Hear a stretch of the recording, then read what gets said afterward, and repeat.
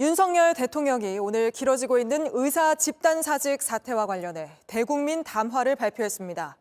51분 동안 원고를 읽는 형식이었고 질의응답은 없었습니다. 대부분의 시간은 의대 증원이 불가피하다는 걸 설명하는 데 썼습니다. 의사들이 저항하는 증원 숫자 2,000명에 대해서도 최소한의 증원이라고 했습니다.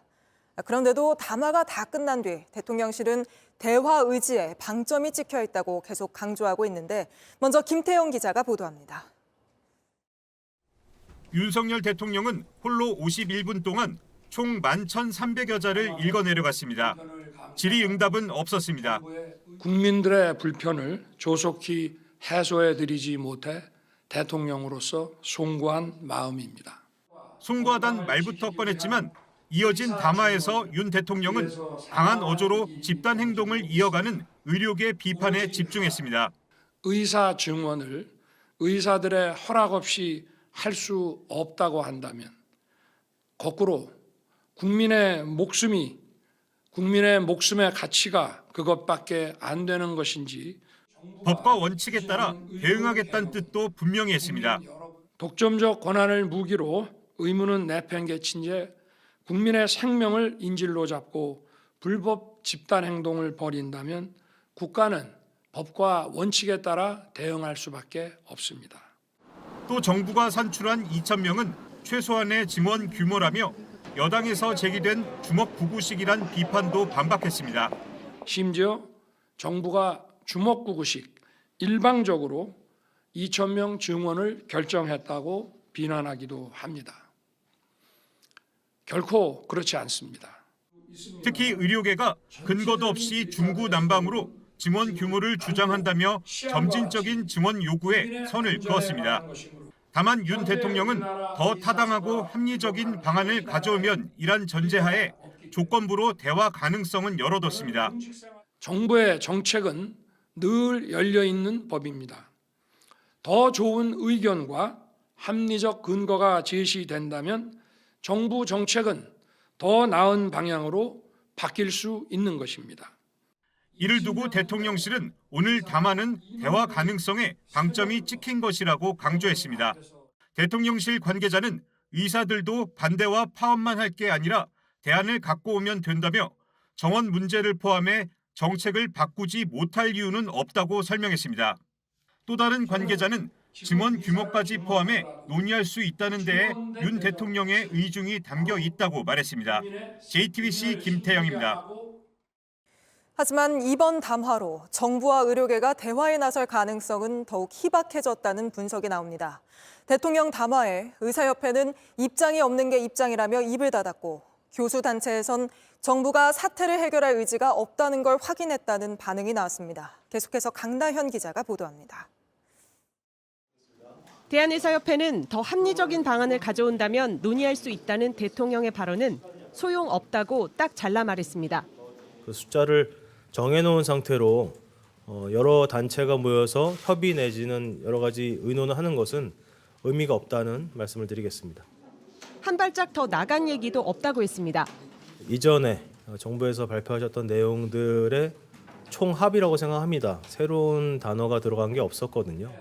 수입 감소를 우려해 증원을 반대하는 것 아니냐는 대통령의 시각에는 불쾌감을 드러냈습니다. 만일 증원에 반대하는 이유가 장내 수입 감소를 걱정하는 것이라면 결코 그렇지 않습니다. 정원 문제를 의사들의 수입과 관련해서 언급한 적은 단 한 번도 없다고 생각합니다. 특별히 반박할 이유는 없을 것 같습니다. 교수단체들은 공식 입장을 내지 않았지만 의사들 사이에선 마지막 대화 기회까지 아예 닫혔다는 분위기가 역력합니다. 방재승 전국 교수 비대위원장은 취재진에게 현 의료 사태를 해결할 의지도 능력도 없다는 것을 확인한 담화라 했고 배장환 충북대 비대위원장도 정부는 잘못한 게 없고 의사만 나쁘고 악의 카르텔이란 얘기라고 비판했습니다. 다른 의대 교수들도 전공의들이 돌아올 가능성이 모두 사라졌다며 허탈해했습니다. 결국 오늘 담화는 의료계를 움직이지 못했습니다.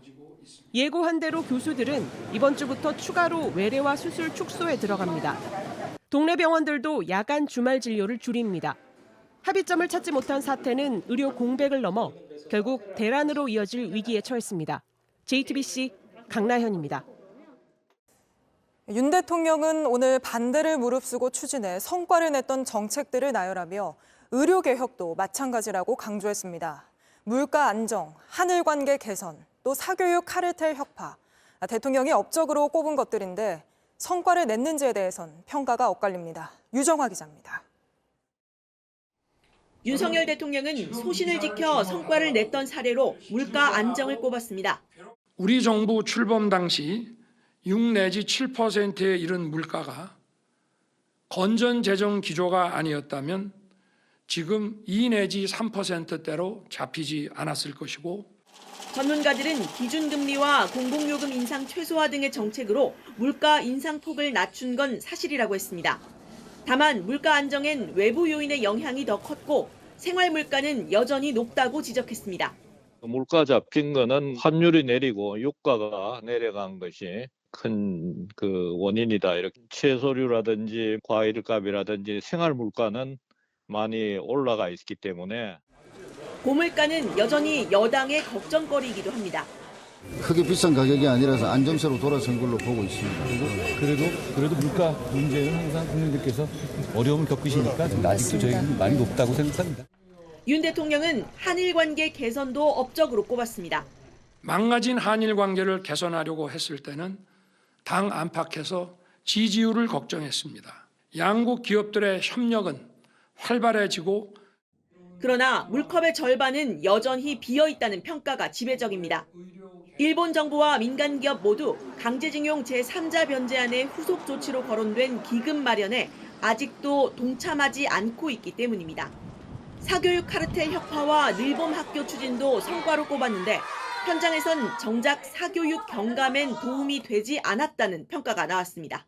킬러 문항을 잡겠다고 했지만 모든 문제가 좀 일정 수준으로 어려워진 부분들이 있는 거죠. 전혀 사교육 경감엔 효과를 보지 못한 것이고요. JTBC 류정화입니다.